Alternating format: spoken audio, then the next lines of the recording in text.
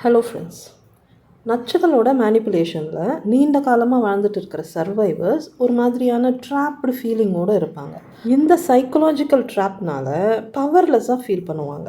ஒட்டுமொத்த லைஃபோட கண்ட்ரோலும் நார்சிசிஸ்ட் கிட்ட இருக்கிற மாதிரியும், அவங்க கண்ட்ரோலை மீறி தன்னால் எதுவுமே செய்ய முடியலை அப்படிங்கிற மாதிரியும் ஃபீல் பண்ணுவாங்க.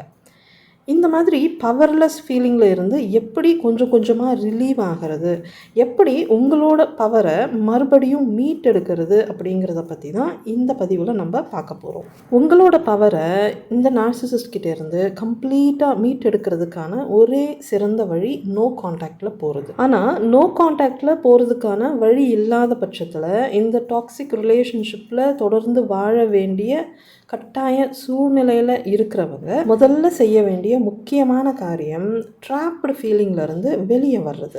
நீங்கள் ஒரு விக்டிம் அப்படிங்கிற அந்த உணர்வை விட்டு வெளியே வரணும். ஒரு நார்சிசிஸ்ட் உங்களை அவங்களோட விக்டிமாக பார்க்குறாங்க, ஆனால் அது உண்மை கிடையாது. ஸோ நீங்கள் அந்த விக்டிம்ஹுட், அதாவது அந்த விக்டிம் மென்டாலிட்டியை கைவிடணும். ஏன்னா உங்களோட இந்த விக்டிம் மென்டாலிட்டி நச்சுகளுக்கு உங்களை விக்டிமைஸ் பண்ணுறதுக்கான பவரை கொடுக்குது. அப்போது நீங்கள் அந்த விக்டிம் மென்டாலிட்டியை விட்டு வெளியே வரும்போது ஆட்டோமேட்டிக்காக பவர்ஃபுல்லாக ஃபீல் பண்ணுவீங்க. அடுத்து நீங்கள் செய்ய வேண்டியது என்னென்னா, உங்களை நீங்கள் முழுசாக நம்பணும். உங்ககிட்ட எந்த பிரச்சனையும் இல்லை அப்படிங்கிற புரிதலுக்கு நீங்கள் வரணும். பிரச்சனை நச்சுகள்கிட்ட தான் இருக்குது அப்படிங்கிறதையும் நீங்கள் முழுசாக புரிஞ்சுக்கணும். இந்த புரிதலுக்கு வந்த பிறகு அடுத்ததாக நீங்கள் செய்ய வேண்டியது, உங்கள் மேலே நீங்கள் முழு கவனத்தையும் செலுத்தணும். உங்களை நீங்களே ரீபேரண்டிங் பண்ணிக்கணும். உங்கள் தன்னம்பிக்கையை வளர்த்துக்கணும். உங்களோட செல்ஃப் எஸ்டீமை டெவலப் பண்ணணும். ஹெல்த்தி பிஹேவியர்ஸை பழகிக்கணும்.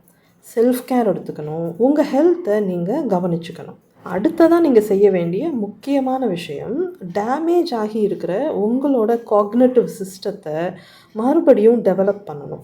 அதாவது நார்க் அப்யூஸ்னால் ஏற்பட்ட காக்னிட்டிவ் டிசோனன்ஸ், அறிவாற்றல் மாறுபாடுகளை சரி செய்யணும்.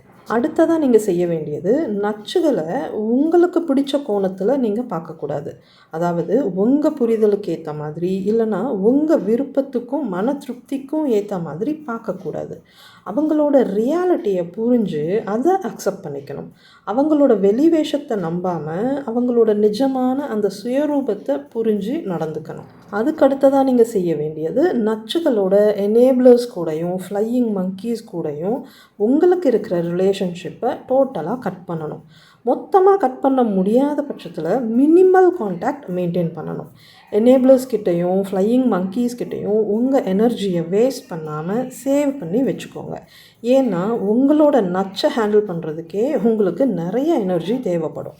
அதனால் எல்லா இடத்துலையும் உங்களோட எனர்ஜியை வேஸ்ட் பண்ணி ரொம்ப எக்ஸாஸ்ட் ஆகிக்காமல் எனர்ஜியை சேவ் பண்ணி வச்சுக்கோங்க. அடுத்ததாக நீங்கள் செய்ய வேண்டியது என்னென்னா, நச்சுகள் யார்கிட்ட எல்லாம் அவங்களோட சுயரூபம் தெரிஞ்சிடக்கூடாதுங்கிற பயத்தோட ரொம்ப பக்குவமாக உத்தமர்கள் மாதிரி நடிக்கிறாங்களோ அவங்கக்கிட்ட எல்லாம் நீங்கள் ஒரு நல்ல ரேப்போ டெவலப் பண்ணிக்கணும். அவங்க கூட ஒரு ஸ்ட்ராங்கான ரிலேஷன்ஷிப்பை டெவலப் பண்ணிக்கணும். நீங்கள் இந்த மாதிரி செய்யும்போது இந்த நச்சுகள் பற்றின உண்மையை எங்கே நீங்கள் அவங்கக்கிட்ட சொல்லிடுவீங்களோ, அது சொல்கிறதுனால இவங்களோட க்ரெடிபிலிட்டி எங்கே ஸ்பாயில் ஆகிடுமோ அப்படிங்கிற ஒரு சின்ன பயம் நச்சுகளுக்குள்ளே இருக்கும். அடுத்ததாக நீங்கள் என்ன செய்யணும்னா, இமோஷ்னல் டிசிப்ளினை ப்ராக்டிஸ் பண்ணணும். உங்களோட டாக்ஸிக் ரிலேஷன்ஷிப்லையும் ஒரு இமோஷ்னல் டிஸ்டன்ஸ் மெயின்டைன் பண்ணணும். உங்கள் எமோஷன்ஸை மேனேஜ் பண்ண கற்றுக்கணும். நச்சுகள் உங்கள் பொறுமையை சோதிக்கும்போது நீங்கள் அமைதியாக இருக்க பழகணும். முடிஞ்ச வரைக்கும் நச்சுகள் முன்னாடி உங்களோட எமோஷன்ஸை வெளிப்படுத்திக்காமல் இருக்கணும். எந்த உணர்வையும் வெளிப்படுத்தாமல் நியூட்ரலாக இருந்து பழகணும். முடிஞ்ச வரைக்கும் நச்சுகளோட டைம் ஸ்பெண்ட் பண்ணுறதை குறைச்சிக்கணும். அதே சமயத்தில் நச்சுகளை ட்ரிகர் பண்ணுற மாதிரி எதுவும் பேசவோ செய்யவோ கூடாது. அவங்க விரிக்கிற வலையில் சிக்கவும் கூடாது. அவங்க போக்கில் அவங்கள விட்டுட்டு உங்கள் போக்கில் உங்கள் லைஃப்பை நீங்கள் பாசிட்டிவாக வாழ ஆரம்பிக்கணும். உங்களுக்குன்னு ஒரு புது லைஃப்பை நீங்கள் கன்ஸ்ட்ரக்ட் பண்ணணும். புது ஃப்ரெண்ட்ஸ் சர்க்கிள், புது உறவுகள், இது எல்லாத்தையும் ஃபார்ம் பண்ணணும். உங்கள் பர்சனல் லைஃப்பில் நச்சுக்கு எந்த ஸ்பேஸும் இருக்கக்கூடாது. இந்த விளையாட்டில் எல்லாம் சின்ன பசங்களை ஒப்புக்கு சப்பானியாக வச்சுக்கிற மாதிரி நச்சுகளை உங்கள் லைஃப்பில் ஒப்புக்கு சப்பானியாக வச்சுக்கோங்க.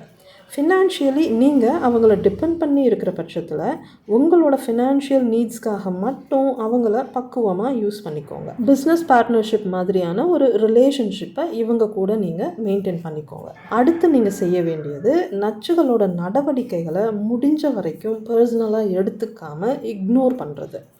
அவங்களோட abusive behaviour, abusive language, tantrums, rage, silent treatment, gas lighting, love bombing, illegal affairs, இந்த மாதிரி எதுவாக இருந்தாலும் அது எல்லாத்தையும் இக்னோர் பண்ணிவிடுங்க. அடுத்ததாக நீங்கள் செய்ய வேண்டியது முடிஞ்ச வரைக்கும் எல்லா விஷயங்களையும் டாக்குமெண்ட் பண்ணுறது. ஏன்னா இதெல்லாம் ஃப்யூச்சரில் உங்களுக்கு யூஸ் ஆகலாம். இதையெல்லாம் ப்ராக்டிக்கலாக பண்ணுறதுக்கு உங்களுக்கு இமோஷ்னல் சப்போர்ட் அண்ட் கைடன்ஸ் கண்டிப்பாக தேவைப்படும். நச்சுகள் ஏதாவது ஒரு வகையில் உங்களை இமோஷ்னல் எட்ஜுக்கு புஷ் பண்ணுறதுக்கு ட்ரை பண்ணுவாங்க. ஸோ உங்களோட மென்டல் ஸ்டெபிலிட்டியை மெயின்டைன் பண்ணுறதுக்காகவும் மென்டல் ஸ்ட்ரென்த்தை மெயின்டைன் பண்ணுறதுக்காகவும் முடிஞ்சால் வீக்லி ஒன்ஸ் இல்லைன்னா மந்த்லி ஒன்ஸாவது ஒரு நல்ல தெரப்பிஸ்ட்கிட்ட தெரப்பி எடுத்துக்கோங்க. பத்திரமா இருங்க, பாதுகாப்பாக இருங்க, சந்தோஷமாக இருங்க. Bye friends.